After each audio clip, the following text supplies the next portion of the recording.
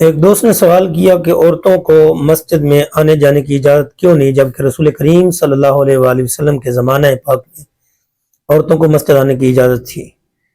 جی بالکل، رسول اللہ صلی اللہ علیہ وسلم نے فرمایا جب تمہاری عورت مسجد جانے کی اجازت مانگے تو اسے ہرگز منع نہ کرو۔ اسی طرح سیدنا ابن عمر رضی اللہ تعالیٰ عنہ سے روایت ہے کہ نبی کریم صلی اللہ علیہ وسلم نے فرمایا تم اپنی عورتوں کو نماز پڑھنے کے لیے مسجد میں آنے سے منع نہ کرو، اگرچہ ان کے گھر ان کے لیے بہتر ہے۔ عورتوں کو خوشبو لگا کر مسجد جانے کی ممانعت ہے۔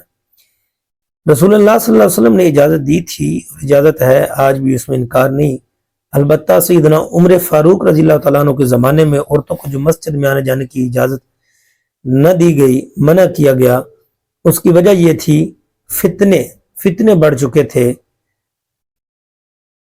آج بھی علماء فرماتے ہیں کہ اگر عورتوں کے مسجد آنے جانے کا رستہ مختلف ہو، دروازے الگ الگ ہوں، فتنوں کا خدشہ نہ ہو، بد نگاہی، بے حیائی، بے پردگی کا خدشہ نہ ہو، تو عورتوں کو مسجد الگ سے آنے کی اجازت ہے۔